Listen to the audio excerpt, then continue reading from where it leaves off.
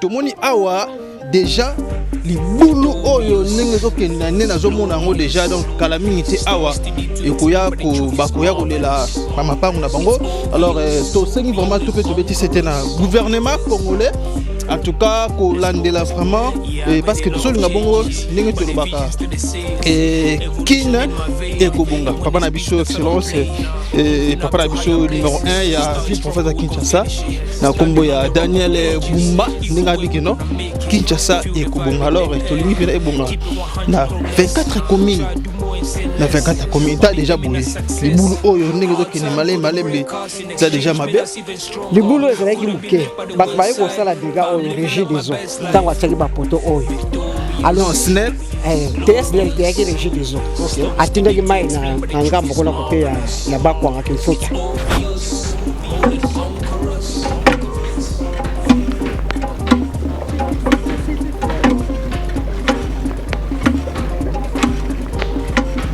kotsa ba pompe oyo pour ete kosunga biso mais eloko ya makasi tozomona pasi kaka régie des eaux voisins na biso yango oyo à quelques mètres je crois 2 mètres au côté na Bel Air mais bazoko ka kochila non.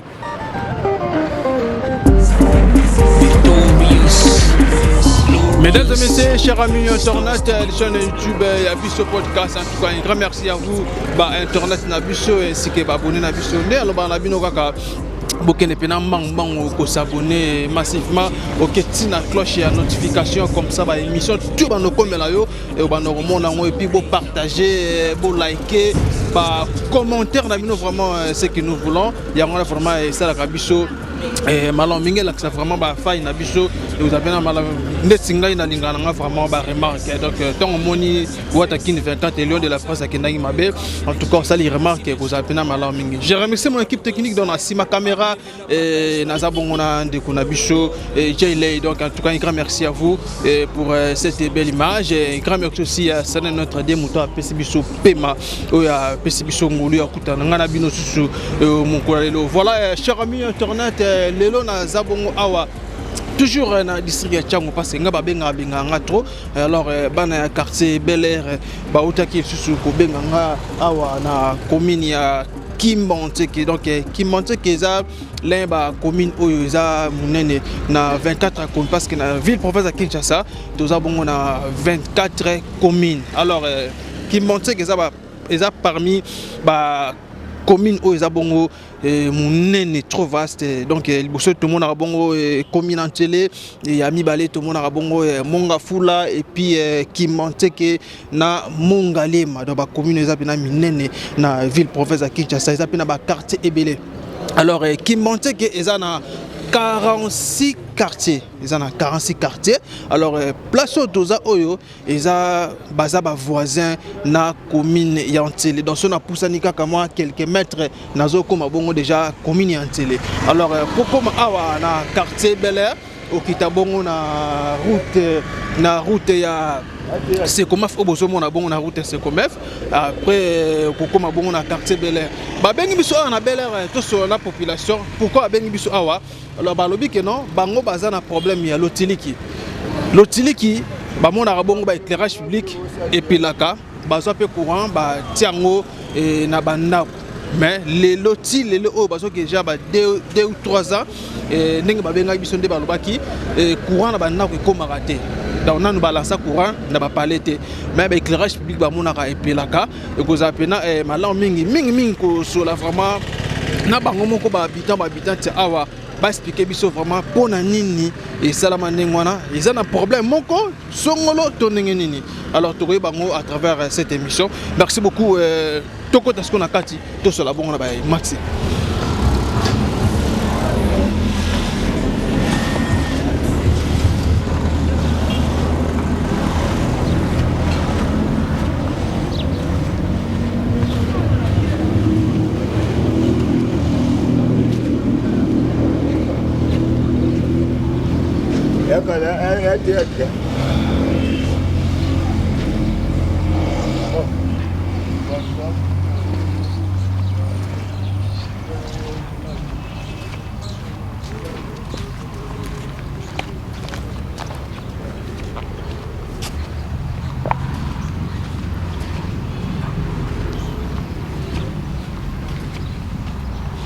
Voilà, chers amis internet, bozomona et tout ça déjà na kati to longue na makadam to isku awa na kati ya quartier Bel Air.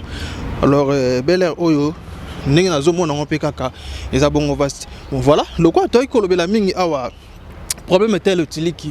Lui tozomona déjà ba poto ba poto eza déjà et puis na ba câble. Alors ba nini mususu kota ekenda déjà ti na kati ba palais. Mais de kota là ti lelo bazala kaka na courante na mandako. Tozomona ba logette ba ti la bango déjà ba compteur to ba compteur ba ti la bango déjà mais on en est comaté. Et puis kota la pe bo baza pe na problème ya nzela. Net out déjà sika tozomata oyo eza ba érosion makasi ndenge toza na mois de mars boye et avril. Mais bambou les ala pena ya makasi de kota là vraiment nzinga ya mapango boye eza déjà malamu mingi te et rejoint au soke salami et continuer boye en tout cas ba clôture eza a pene ya ba érosion et cause la pena ma be et koko ya net na film de kaka bosomona. Merci Jordan, tout continue na biso chemin.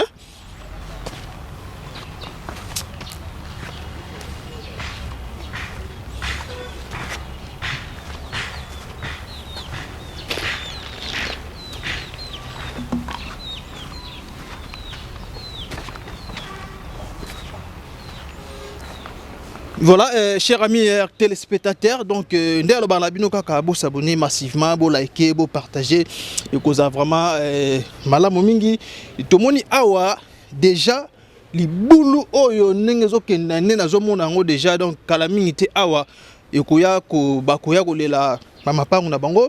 Alors to sengi vraiment to beti c'était na gouvernement congolais en tout cas ko landela vraiment parce que to solinga bongo ndenge to lobaka et Kin et Kobunga. Papa Nabiso excellence et Papa Nabiso numéro 1 il y a ville professeur Kinshasa.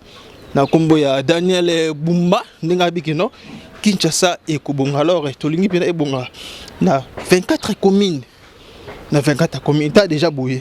Libulu oyo ndenge zo kene malembe ça déjà mabe. On linga pena sur la pena mama. Et ko za pena malomi parce que lelo te ko tala bango TV eza radio tenir lo bana bino kaka. Voilà. On comprend na mati ngomba na mati pe na ngomba moi souffle. Voilà. Mbote maman, mbote papa. Comment est maman? Comment maman Tsanga Francisca. Maman Tsanga Francisco vandia. Na vandia na lupango. Oh lupango na yo na futelaka. OK, merci beaucoup. Liboul oyo neto so mona boye. Nini vraiment esala ki liboul oyo salama? Liboul ezala ki muke. Bat baye ko sala dégâts oyo régie des eaux. Tango atsaki ba poto oyo. Alors snell TSNL qui régie des eaux. OK. Atindaki mai na ngambo kuna kote ya bakwanga kimfuta. OK. Suka te ko zipate. Alibina ko zipate po ngoya ko tia batio po bino pe bozwa mai. Banda wana kenda. Nde ngoni salibo to bengaki po ya ko bongisa balaki akoya na 2025 to telela yi. Da botel ay kaka fongoli pena ba misu botel kaka régie des eaux pour kazo ngabino bozala pe kitoko me kota déjà ninga zo pousse na bo soki ba vula makase beti 2 ou 3 mire na ne koya ekokwea c'est donc ngamuto chambre nga ngwana na suka wana déjà c'est pasulu subo na zo banga donc libulo se continent tango kene boy na presque ne kubukana po kenda tikona donc ma belo se mina kende tikona donc na presque kubukana to kubwana donc batanji presque ba kwa suko ko batanjilité et vous allez passer donc le temps to ka sala mbangu aya bongse sikoyo na nzela na sondeke zo kende se ka bakamizo le ka po ebima kimfuta ndeke balobaki wana ebima cimetière soko balandeli yango te donc et vous allez passer Mawatro. OK. Merci tolo parce que pression ya mai e utaka likonde ko jodo sunganga ozo mingi likolo wana. Tolo ba pression ya mai e utaka likolo kuna ti azo kitaboye. Pression mai utaka likolo pa donc so za so ki mwana mke femme manga lekani pa ke ti mai anjili. Et ya ka vitesse au sakanate. Na likolo kuna ba donc banzela penze za te ba canal za. Awe sanga li terrasse ya munene. Ba sali terrasse là avant ba sala makadel faut terrasse za pa ya munene.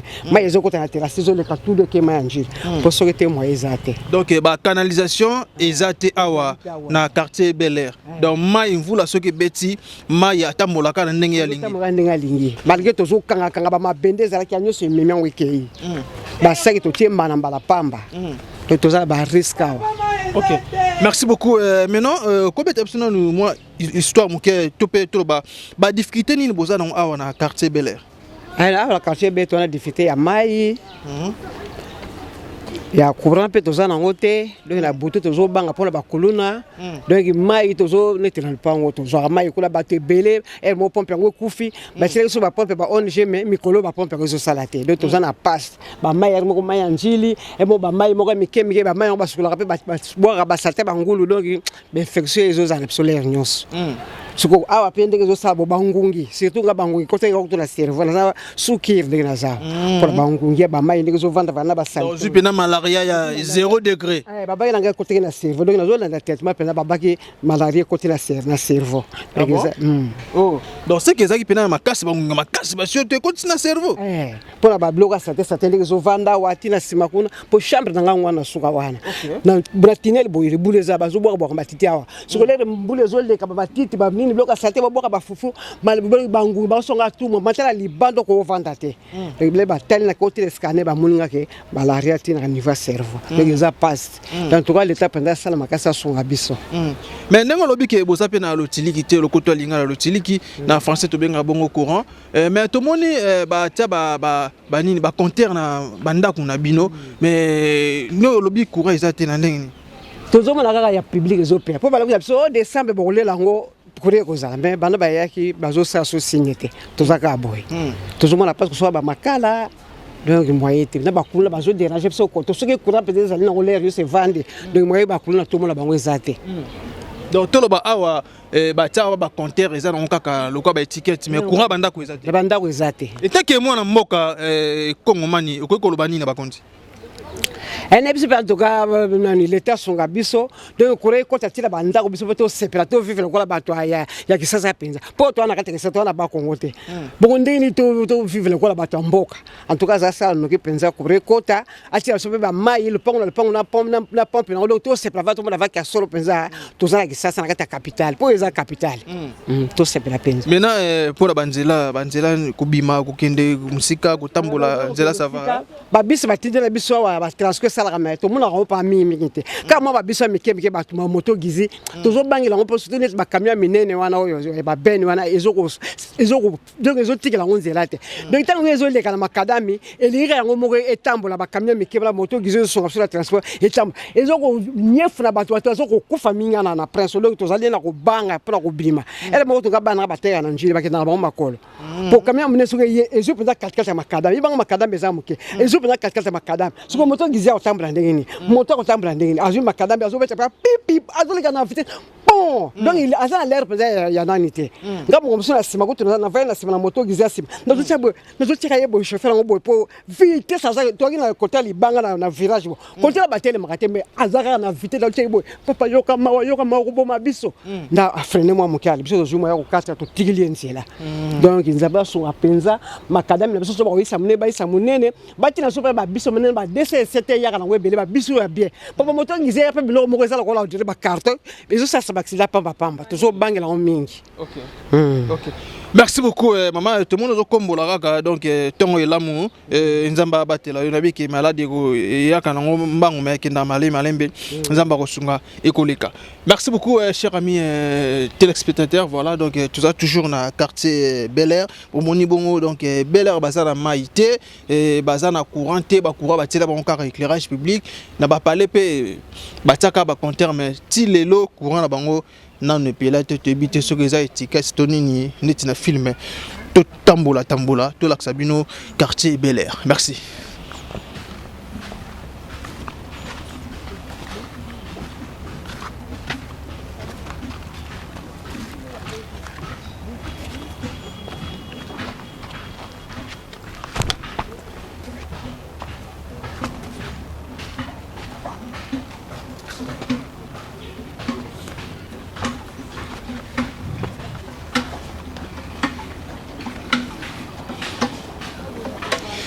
Voilà, chers amis téléspectateurs, donc voilà, bino botu au monde ndenge maman uti goloba vraiment bazana pasi ya mai na commune qui monte qui na quartier Bel Air bango bazabongo ba voisin ya commune ya Ntele bozomo déjà ba érosion et puis na moni ndeko azo toka mai na ko megambe ko kota awa ko solo là vraiment vous allez malamingi et ko zala pena bien makasi voilà ndé la bena bino TV za radio toujours lisu likola lisu ko beta pena masolo ya Bel Air et vous allez pena kitoko mingi tala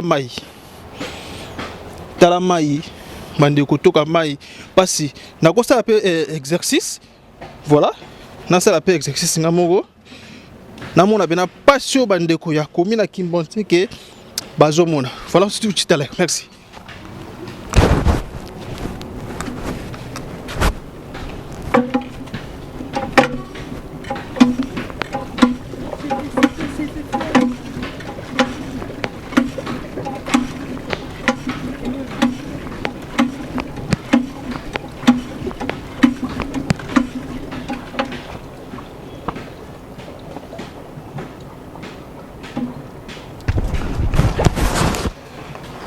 Waouh! Obia bien sûr, on a besoin de me paquer Yaka vraiment awa. En tout cas, ils ont vraiment passé. Et puis côté là, na bana pe bana mikie. Bayaka awa, je crois. Baka otoka mai awa. Tant que ça la boye vraiment. Bakonzi ya régie des eaux. Bosa wapi pour ngamo kutune na beta déjà boye. Ils ont ça dans nous bien té. Terre film.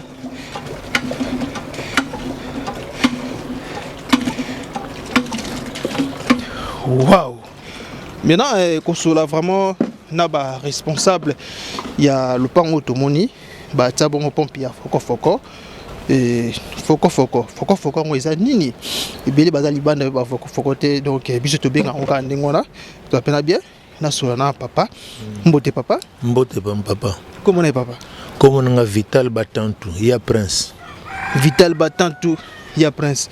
Tout le monde peut. Nazar, le président de quartier pour la santé et le développement relais communautaire. Ok. Merci donc. Et puis la photo bête à ma solo. Tout sur la peine, tout sur moi qui est vraiment historique. Il y a quartier Bel Air. Et vous appelez bien. Mais avant tout côté là, tu es dans le côté à Pompoyo. Et Pompoyo, banane bataille. Pompo eza UNICEF mutachila kibiso yango to komaki mikanda principalement le kolanga président na komaki mikanda parce que difficulté zone yango a tozaki na ba maladie hydrique et belé na kata quartier na biso quartier zesanga seli les a Bel Air doit tel peu que quartier mobimba to kotsa ba pompe oyo po ete kosunga biso mais eloko ya makasi tozomona pasi kaka régie des eaux voisins na biso yango à quelques mètres je crois 2 mètres au quotidien Bel Air mais bazoko kakoti la biso maïté bake kotia mai bi pai musika biso ba voisin na bango bazota la biso bo difficulté zonango makasi nde yango wana doit être que régie des eaux azana mauvaise foi. Ça, je pouvais vous dire, mais parce que le président de la République a planifié nyonso pour bana Bel Air, bana quartier Sangabaza la kitoko, mais régie des eaux, la tétitesse na bango, ba dirigeant na bango, ba ligne koche la biso maïté. Donc, eloko wana pende des eaux sala biso pasi, ba konzi ya régie des eaux, na ba konzi ya l'État, ba sunga biso, ba sunga bana sanga, bana Bel Air, pour être maï ekota, puisque bana mike ndengi bazali awawa, pour na ko pomper, même ngamoko so na pomper, souffle na pompe oyo. Donc il faut certainement na 21e siècle oyo tokoza la kana ba pompe oyo modernisme ko ya mokonini. Donc tozana pour ça modernisme. Chef de l'État assis à lobby langa ya na Jules Brasserie ayepe awe pana biso ko inaugurer mai oyo à lobby dit dans l'immédiat boti la bato oyo mai. Moi j'ai été là, le président de la République quand il parlait, mais jusqu'aujourd'hui les paroles sont devenues bénévolents. Et de Yangon toujours regretté quand la régie des eaux qu'ils viennent nécessairement nous aider pour aider to mekako sunga mape na mai parce que ba maladie hydrique ils ont continué ma kasi na bana msusu le komona bazo sumba bazo suba makila bana msusu ba levure et belé même pompe oyo oui to boité mais pompe oyo ezaka vraiment traité te biloko to zaka nango traité pe maté ba maladie hydrique pe ko uta na ba pompe oyo pour mai on les a traité te il a fallu nécessairement régie des eaux a finalisé dossier oyo pour quartier esanga ezala pe na kati lokola vie na ville à Kinshasa pour to vivre lokola na village to vivaka lokola na village ne tozali awa ba musu akende kotoka ba mai na ba source parce que awa soki bato ba komi plein ba musu akende ba source na ba source wana eza mai moko traité te eza à l'air ambiant tout à tel point que mai wana eza infecté de bato bazo maladi bazo kena l'hôpital donc moyen te et bato pe bazana ba possibilité diminuer bazo ko kapenza ko se soutenir pendant na ba maladie te et tozana esengo mingi que président de la République azo kene muke ko bota na bwanya a tiango ofele mais a élastifié ba centre de santé na quartier et sanga pour être bato babota na bwanya na ofele de l'eau toujours senga pas président de la République yangoando ba baxila biso dans ba centre de santé parce que a toujours na ba population démunie des moyens de l'eau qu'on a kolobande yangoando. OK. Voilà papa tout que non malé metaki président et toko za ba éclaircissement ya quartier Bel Air na mingi na moni toko zongo panayo mai oyo ndenge bande bako tokeza kapea. Ils ont payé, oui. Bidon moko il y a 25 litres, il y a 25 litres, il y a 250 pour être bon. On a surtout du yango, surtout du bongo. On a yango na mute sunga kabiso. Et outu kozala awawa na pan et outu kozala awawa. Si tu sais que tu n'as pas nyongo ya $40. Parce que biloko e kufaki awawa technicien tango akei aimemilinga ngo ndesa suko na nyongo ya $40. Donc moi diwana yango mute sunga kabiso surtout du yango tozoko magazine mukemike soki pompe ezui pan ndesa soko to kuyi somba matériel pour to bongisa pompe. OK. Ba pompe oza combien a na quartier? Ba quartier na biso ba pompe na cellule na biso ba pompe na cellule oya Bel Air tozana ngo 2 pompes aspirantes. Hein? 2 pompes aspirantes. Mi baleka ya pamba azirep mutazo ko sunga biso azirep ba konjina puis azirep tilelo et oyo je crois 3e mois depuis kufa au moteur tilelo gestion na bango na yebaka te soki sala mandenge azirep depuis lelo 3e mois yango tozana maite or régie des eaux soka zalaki ndembele sa siko ba mai nyonso ne mutu nyonso akosa sans sortir na mai mais azirep to bundaki po azirep ya ayo ko sunga biso mais tilelo na yebite soki gestion na boza ndenge nini ko somba moteur te pour être ba ko ravitailler biso mai. OK, merci beaucoup ndeko Jordan zona nous liboul oyo avant que tozonga sous papa ko mekano ko zona liboul oyo kotala liboul oyo eza vraiment malambingité près quelques mètres si je me trompe pas 1 mètre et demi bako ekoti na lupango papa a volé là vraiment tout le monde bon asali bon construction. Il y a tout le monde, je ne sais pas ce que vous avez à la boutique ou quoi, n'a habité, mais quand elle a déjà bouillé, n'eng et rejo de salama, ils appellent malambingité. En tout cas, ils appellent ma bé. Merci, si tu veux, tout à l'heure. Merci. Voilà, ndé à l'obé na binouaka, tout ça toujours dans le quartier Bel Air, dans cellule Bel Air, quartier Essanga. Oui. Alors, Essanga, bon, on a déjà tout kenda et tout l'accabino, pas de difficulté na bango. Alors, tout pena ming ya cellule Bel Air, bah benga ki biso moko alelo, y aura monito kiti. Ah, on a toujours lisu likola lisu TV za la radio T. Radio, ba wolo bana bango, bon on a ba commentaire T et pardon. Et bon, on a habilité, alors TV, ils ont toujours l'écolo, à haut niveau, avec Mystique à Fourmi. Et voilà, papa, tant que président, dans tout, vous avez un notable, il y a celui-là, Bel Air. Okay. Alors, d'abord, tout le monde qui est histoire, il y a celui Bel Air, vous avez un maloming na balandi, merci beaucoup. Cellule la Bel Air oyo ezalaki cellule oyo bazako bengango cellule bandimi. Cellule bandimi parce que zalaki liboso concession ya mutu. OK. Concession ya mutu zaki géré na Njuli brasserie lokola na Ntsele. OK. Pour tel point que tango sasiko tata oyo bandimi abandi koteka mapango na ye. Toyo komona ke mapango na ye azoteka comportement na ye ezalaki penza ma bien te. Bandimi kombo ya mutu. Kombo ya mutu. OK, yem tazaki na concession a. OK, ezaki concession bandimi ya tiaki pe cellule oignon so ezala bandimi géré par Ntsele parce que ezalaki concession. Okay. Auparavant concession ezalaki géré na Ntsele. Interprétant biso to koti to komona ke comportement bazako affiché na bana na yeza qui vraiment malamu te. C'est comme ça on avait vu que il faut to changer combo d'abord ya bandimi na bandimi na kombo mususu tokende kiler wana ezaki papa luyeye mutu azalaki chef à cellule nga nazalaki secrétaire totise bakombo ngai ne mutu natiaki kombo ya Bel-Air soki cellule o bato bengo Bel-Air le notable premier parce que oyo 27e année depuis nga na koti awa oyo nazosala a 27e année tango sasiko tozalaki wana tokei na réunion tosangani pa papa luyeye réunion ezalaki wana mutu na mutu atie kombo na ye ainsi de suite toye komona ke kombo ya Bel-Air neye kondimama ke cellule oyo ekoma Bel-Air donc mutu atiaki bimisaki idée wana eza ngai oyo papa Vital Batantu ya Prince d'où à tel point que tant to vivre mingi na yo ko taper que relais communautaire yango mutu pesaki ngai courage ndingi sa pe ya ko ouvrir penda quartier na biso awa parce que quartier na biso est comme quartier industriel mais mawa mingi tala érosion ndingi tozoko kendele awa érosion auto bunda nango pour la première fois to chama bende to la deuxième pillage to doit ki ma bende to zo ma bende na bato ba pillaki ba mituka to ya ko cha awa mais régie des eaux tango ayi ko cha câble ne MT oyo boye tango check MT oyo boye MT oyo chango alongoli biloko nyoza ko soutenir mabele awa to yebisi bango ke il ne fallait pas bolongola biloko wana ba le but to ko bongisa tango ba longoli érosion oyo siko eyi tango eyi to yebisi bango ba asphalte tango mundele wana lobi l'argent pas l'argent donc il y a des problèmes donc c'est comme ça que l'érosion est suite nango la régie des eaux tant à tie câble na yé ndé yango na sosoko ezo buka na awa donc c'est comme ça que l'érosion to comment mikanda ni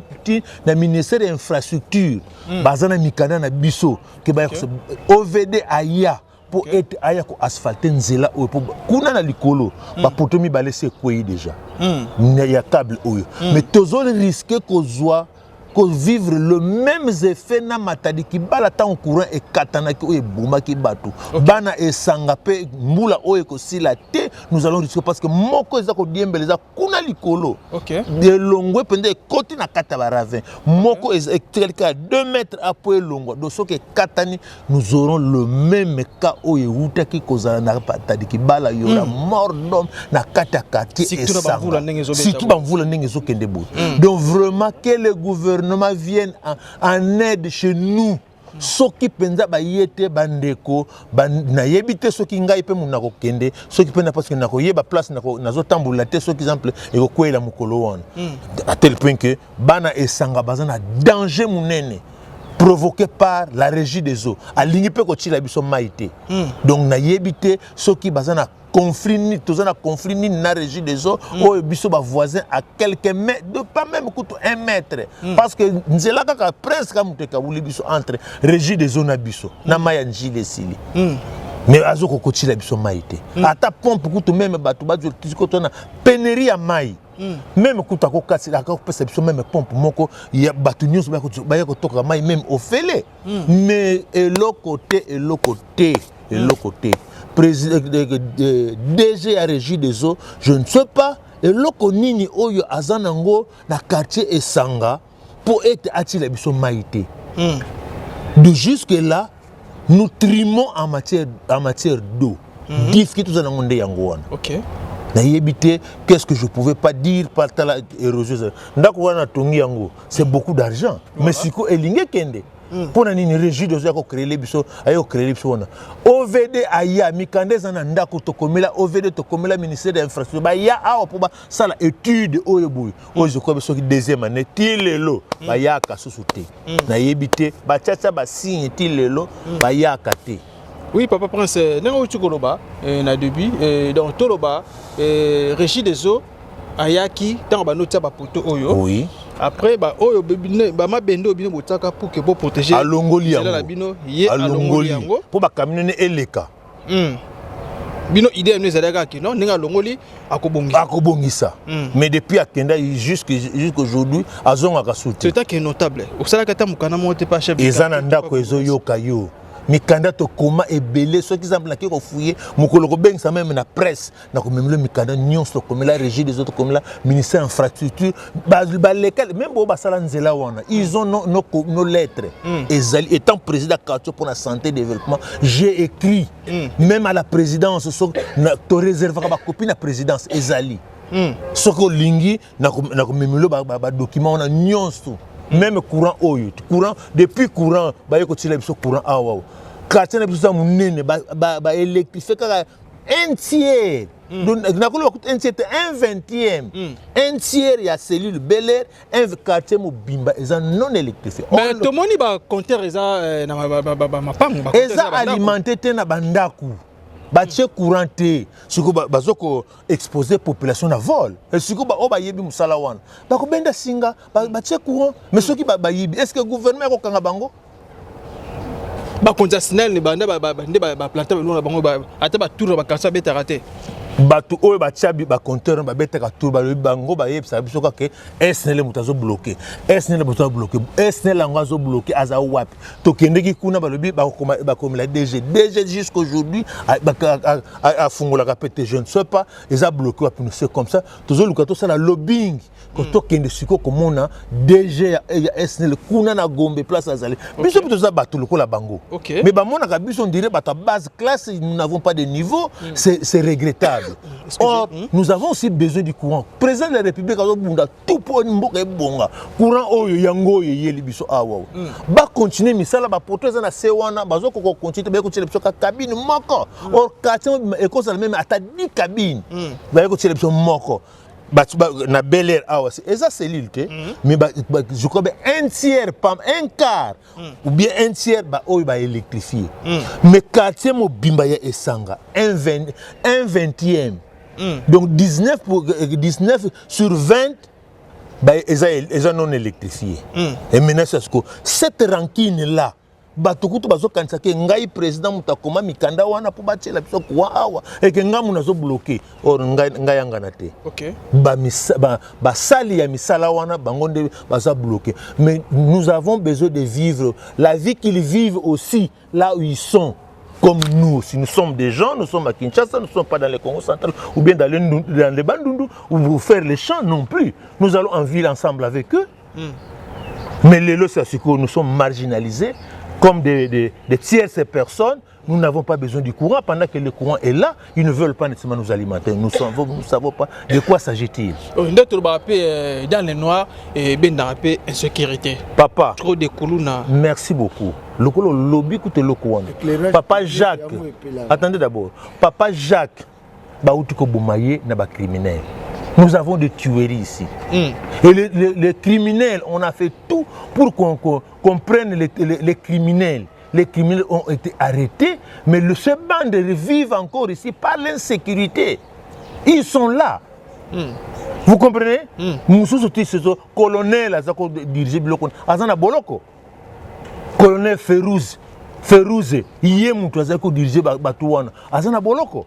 Mais c'est ce que Batika qui a Batozoko Yebate, Bazali. Maintenant, c'est ce que la lumière est zalité. Nous avons toujours l'insécurité. Papa qui était un ancien machiniste, Baouti ko côté là, ko violer moi, sinon ko côté ça, n'a vagé, n'zété. Waouh! Des ordres zali awa. C'est pas bien. Papa Nani, Niakisa. Un ancien de l'ONATRA, c'est mon collègue parce que moi aussi j'ai travaillé à l'ONATRA. Un ancien de l'ONATRA. Sa femme est morte pour côté lié, a fixé la femme à l'hôpital, à supporter Biloko Wanate. Moi ça koufa. Et Mimi Nali. Vivre à Wawa.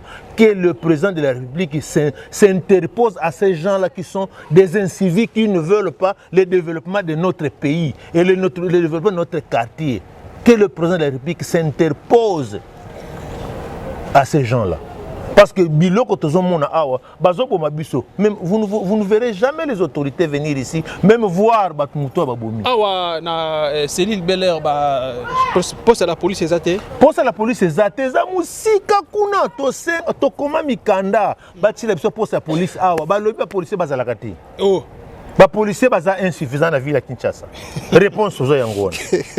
Général Kilimba Limba. Général Kilimba Limba. Yoka vraiment Mbela ya Céline Belair na commune ya Kimbonte que na quartier Sanga. En tout cas, et le tanning répond policier tout pas commandant bazo peut se réponse que non. Policier baza qui est effectif. Et là, c'est que c'est un makasi. Tant que tu as parade dans le stade de Martyrs, général Kilimali matin à Betara, c'était les policiers bazala qui belé à cause de la côté. Monsieur c'est ça qui bazo tambola. Alors les policiers bazo tambola ningwana ceux qui bozi poste moko boté na cellule Bel Air awa. Vous avez 10 policiers, vous avez un mandoki, vous avez un malombi, vous avez un maman qui a perdu de vie, à Monica Kaliché, à Moni Mundu qui a coquille aussi pour terminer. Bien, vous avez un bête, vous avez un tata, déjà, vous avez un bête, en tout cas, et ça peut pas passer. Bon, école, hôpital à l'État, c'est libéré, Rezali. Hôpital à l'État, tous en ont mort. Et ça, musique, kuna. Donc, pendant ce problème, Zoki, to babeti mutemolo mobo e pota to pe passer à Kobota. Ok, boké musika. Non, centre ya batu ba congolais oyo balinga kabandeko na bango. Basunga kabiso ba moi ba centre mike ezali. Okay. Donc ndengo zomona wana o eza centre munene docteur mi balé bazala kuna. Okay. Donc quelque part awa de ce côté tout ça moi moké apaisé mais et suffit kakate ndenge tozo kene na gratuité ya ba malade et kende pe l'état pa ya kotongola biso centre munene pe awa ezala pe ya l'état parce que o ya privé o eza privé akoluka mbongo na ye mais l'état akoluka asunga population na ye. C'est différent par rapport à ba centre privé par rapport à l'état. Il y a l'état zaka quartier mobimba ezaka moko. C'était Bemutasala. On a écrit. C'était Bayaki. Vraiment, en tout cas, na félicité Kapenza, l'air wana bourgmestre Azalaki Awaki Mbanseke, il s'est donné corps et âme pour s'entraîner Tongama. Vraiment, place Azali Nzamba Sungaye, Biloko wana Penza Salaki à son époque, vraiment, Nzamba Kumisaye a accéléré moi vie. Ok, merci beaucoup, papa. Les princes, est-ce que tu peux appeler moi, Tamuki à Gotambola, te faire. Problème pesant, je suis disposé. Okay. Je suis disposé. Merci pour Tambola Pena, nous avons Céline Bel Air Awa. Siko Awa, n'engue tout le monde a peine à quartier Moussou et Bazana moi, richesse d'abord, Koto et Toro Kenzani. Ata tokebo kaka mais je souhaite notre maternité sur boto balabala vraiment le quoi tu as l'érosion total la pena ndenge bandeko bazali kolo mai ndenge kitaka OK koto na bino total kuna peso ki bango baza ndenge nini papa les princes cop commerce ni mutako ça pena koto pe à se retrouver. Bon, awa penza na commerce lobaka ka badare alimentaire hein parce que basi na biso basonga ka biso nous sommes moi foufou ko sommes mais kokoti sango awa ndeza problème. Tout cas ekotaka difficilement. Donc tozo beta mbela c'était na président de la République ba o bazali pe simana ye ba ministre batala pe dossier na biso awa na kata bele et kenzela o toza nango awa ya nani ya entrée penza Bel Air yangoyo. Ok. Ezali balabala de l'école ba asphalter les biso yango pour être camion facilité ezala et kende petit kimbase ponzela o et keiti kimfuta et keiti mfumunkento balabala oyo. Donc d'où ce qui présente la République a zimbela pendant ba ministre na yeke ba asphalter nzela oyo et ko sunga biso o kende petit aéroport. Ok, Nanzela ka toujours mona. Nanzela ko toujours mona. O bazon négliger oyo. Ouais. O kende ti aéroport. O kende ti mfumunkento. O ko leka nanzela oyo. Donc awa to ba difficulté bena mingi eza makasi. Courant ezate. Ne te bara l'eau c'est la vie. OK. Mai ezate passi. Ni entrée nzela ezate. Donc zomona ndenge tozo tambola boye nzela ezate. Donc eza mo boulou. Voilà papa les princes. Oh tomoni oh. Ba beto eza ndakunde ekoyaki te. Difficulté toza nango tata place de Wutiwana. Ok. Tata wana azwaki camion pour ete tokamata biloko oyo po tokende kobwaka kuna po esunga biso mais kasi se asikoyo camion tango ebwaki tokomemela ngo ndenge nini diffusion nango yango wana tozana banjente banani batracteur ekokotindikila biso yango na ravin eza te biso moko na effort na biso nde tomemaki biloko oyo ekoma awa mais po bakomisa yango na érosion ekomi problème. On est cinq à sous. Faut pas fonctionner en haut. To morceler ça sur makansi tozana ngo sikoto ya na ba marteau ya minene to buki mais so to buki yango e perdre pe ténacité nango. Or souci na biso nde ndenge za mobimba boye e comme na rave pour être kanga. Bongo koto ba jeune pena ma casse na ba zatalo ya bo pikili pena ba comme mango pour que ba battre la penzela. To meka ki ba jeune mais ba jeune ba koka kité. Tu veux combien de kilos? En tout cas, c'est plus de 200 kilos hein. Bloc oh, c'est plus de 200 kilos. Papa, les poissons qui sont de vidéo, ils sont à mon âme. Vraiment, ça va d'accord. N'a c'est pas la mine pour être mais la biso ngo. Pour tout biso de Lukabata Makasi. Voilà donc c'est une ambiance de l'émission. Nela ba mnoka ka chers amis téléspectateurs. En tout cas, ko tala ba biloko mususu ba konzipo bazali kolo ko za pena souci parce que bozana bana na binope ba tambolaka ba bimaka ba kendaka par-ci par-là et tout le monde a peu binope au tambolaka ba kendaka ba pays mususu tango bokenda bina ba pays wana à l'étranger tango mona ba biloko o bandeko basali boko yope ko sala ngo awana mboko na biso e koza pena mala mingi tande siba lelo tozomona bongo kuna pena bandeko oyo to ba bandeko te ba démon o to benga ba M23 bazo nyoko bandeko na biso ya est en tout cas ba biloko boizo sala pena mabe papa les princes ba poto ezali mais kota la pe boye awa ceux qui vous la payer dès tout ça derrière mois de mars avril vous la coûtez raté chaque jour vous les en raté et ça m'a bien alors faut que vous ayez des précautions avant pour que poto ekoyate. Toujours la précaution mais toujours cocaté parce que salon c'est chaque samedi tout ça la salon. OK. Ba place union to kalaka basak basak ezo kufa parce que ça soko tiango 2 mois 3 mois pas bato bazoni ata ezo sila na ezo pasuka. Donc okomona yango pena to moni ke musala bosala ki lobby et biebi nango.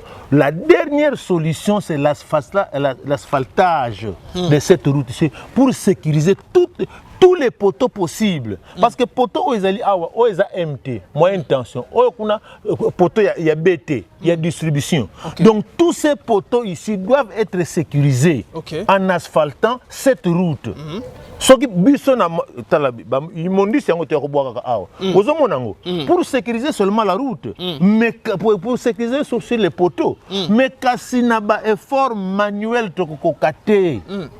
Si ils asphaltaient cette route ici, ça sera une très bonne chose et la finalité c'est ça.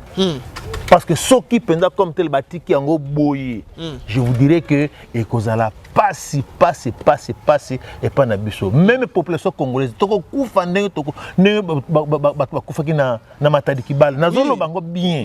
Parce que Matadi Kibala tant courant awa courant ezali nyonso câble oni sumbale courant ezali. Donc ceux qui kaka moko katani paf esimbe kan nzeto na pa bane belé quelque part ba kufa. Tala ba poto ndenge ezali awa ezokende kuna mibale moko ese kwei mais moko pusuwana ekwei wana ezo diembela kabona 4 maintenant ça c'est exemple est cédé de part et d'autre coupure salemi danger nzinga wana lem songa pe na kozala wana na keipe bana boni bakokufa batu boni bakokufa nzinga wana donc difficile nango nde yango wana yango ba poto bozomona chaque fois moule zo beta éroger salem siko vers la fin il y a saison résultat poto kozane est-ce que mabelango zala kaka boye et le gouvernement fait le sourd d'oreille. Nous sommes aussi des hommes comme eux qui a aussi besoin de la vie. Vraiment. Nous avons aussi besoin de la vie comme eux. Ce n'est pas parce qu'il faut être dans un bureau bien climatisé, roter dans des bureaux comme ceci, et qu'ils doivent savoir qu'à l'écart aussi, il y a des gens qui veulent vivre comme eux aussi. Le courant est là, qui nous électrifie, c'est qui nous donne le courant dans des maisons. Pour qu'on soit aussi comme eux. Voilà. Parce que je pressens qu'on dirait les autorités de ces rayons-là, ils nous prennent des sous-hommes, je ne sais pas. L'hôtel qui est bien d'arrapé, activité belle dans le quartier, on a des courant et produits vraiment misale belle au côté des salles de jeu Nintendo, bana ceux qui outil qui là c'est place au tambola à côté d'Andako à Sobeta Nintendo soit à la bombe dessin animé na télévision et vous avez mal mais tant aux qui non toujours dans le noir et au moins les loba produits au bout bongo bana bazoko mingi ba incivique et bazoko ba kuluna bazoko ma katakata en tout cas vous appelez malam alors faut que ça le plus vite possible ah na cellule Bel Air ba comme appena na mai parce que tout l'eau c'est la vie. L'eau c'est la vie, il faut au chocolat, il faut au mélamel. Tant où ils n'ont pas si, tant que c'est ma montagne et puis na pompe où ils ont pas papa les princes. Car c'est l'île au mobile, bazar a 2 pompes. 2 pompes, plus pompe on peut. Moko koute kufa, et quelqu'un moko oyanga. Ah bon? Puisque oyeza kuna na se kufa. On n'en parlons pas de 2 pompes, nous allons parler d'une pompe. Cette pompe-là, c'est chez moi. C'est toute cette. C'est l'île Bel Air, c'est tout un quartier. Et ça est vaste, ça pouvait être 3 km carrés. C'est l'île Oy. Donc, nama tete, nangaba, na c'est l'île Bel Air qui nous nene. Moi, mes amis qui. Donc, c'est l'île Bel Air qui est. Ngaba, comme nangaba, ça mouké par rapport à Bel Air. Mais pompe, Moko. T'es place vraiment. Ça n'y passe, hein.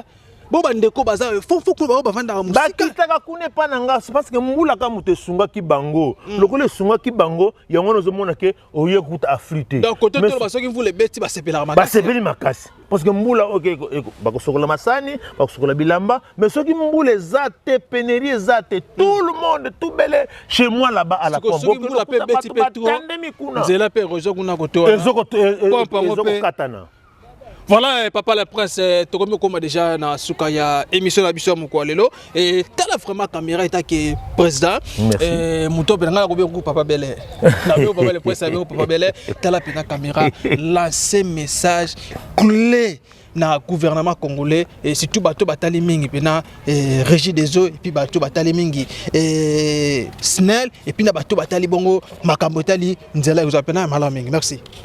Merci beaucoup. Je pressens que vraiment na mingi avec nos chefs parce que to sambela kapona ba chef to keneka banda kwa nzambe to sambela pona ba chef baye bakape ba prier na biso nzambe ayokela kabiso pour ete bako kozala pe na bibonga wana bango bazali mais bango pe ba chef wana to sambela ka wana baya pe basunga kabiso bakoma kati epa na biso abavanda ka chaque fois na bureau te roter dans des grosses chaises qu'ils viennent voir les difficultés que nous en dirons ici.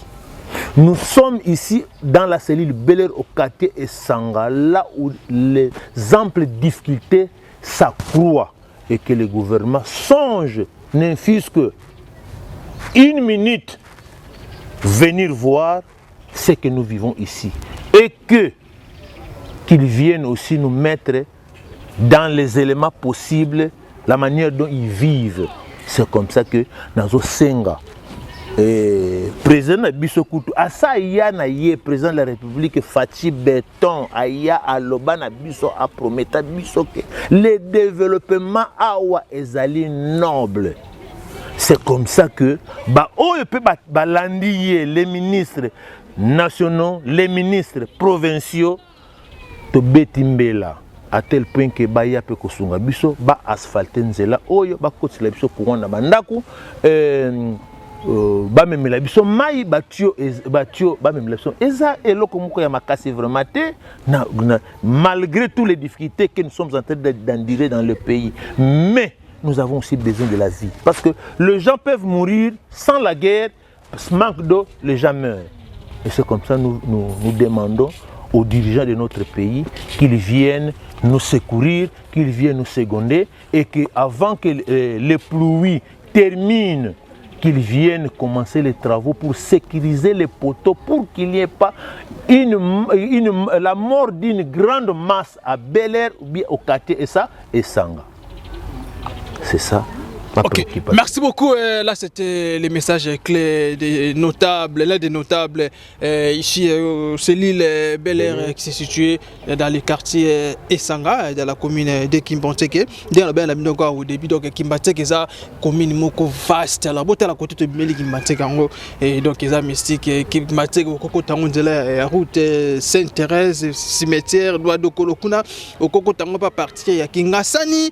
Donc Kimbantseke, c'est vraiment mon nez, tout le monde a télé aéroport international Angie les gens la commune en télé bota ndia to kina kan télé bota pe sur nzelo place ozali télé pe sur départ wakaka commune sur en télé en tout cas ça bina ba commune moza minene alors kotala ndenge papa le prince auti kolobanga on bengi papa Bel Air parce que Bel Air on a utapa na ye papa Bel Air ndenge auti ko ba mingi pona solide na ye en tout cas l'équipe ngaba na munene l'équipe ngaba na munene mais baza na pompe moko courant bozomona oyo éclairage public et pelaka courant ezali mais na bandako somba torche somba pétrole pelisa munda fuantoni milinga wana ezoboma pe bangungi et kotala onde mama na uta koloba bongo ye malare kuté koleka déjà kala mingi to mona komi ka koloba loba tout parce que trop de ngungi alors ceux qui ventilateur ezali ndako bazo ko entretien kitoko courant mine des opela kitoko bana pe fongola pe mémoire ya bana lelo ba Ligue des Champions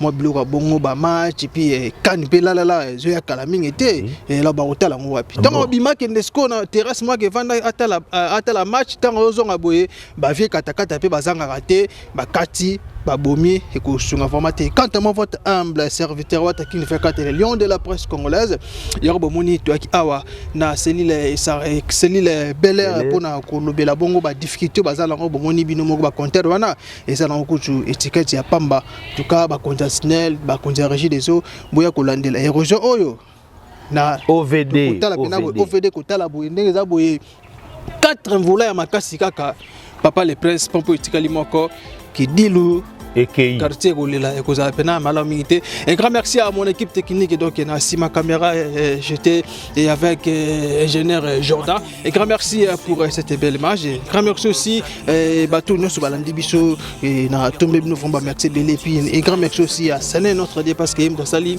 ngana bino tout le monde a bongo mokolelo. Un grand merci aussi à les traits d'affaires un grand merci. Pourquoi pas se remercier mon sponsor mon partenaire privé mon vieux Charlie Wayungu. Il y a maman Coco Matatima 001 depuis Canada et grand merci aussi à papa Simon Foka Stati à Paris, il y a maman Cécile depuis France et Massango Moulon et grand merci aussi à maître Tarzan Trésor le Tonado, il y a maman Laetitia Kandolo et un grand merci naba internet na biso ba abonné na biso ba téléspectateurs dans mon émission partagez, likez, commentez et vous avez vraiment malamé. Merci beaucoup. C'est tout, à la prochaine. Bye.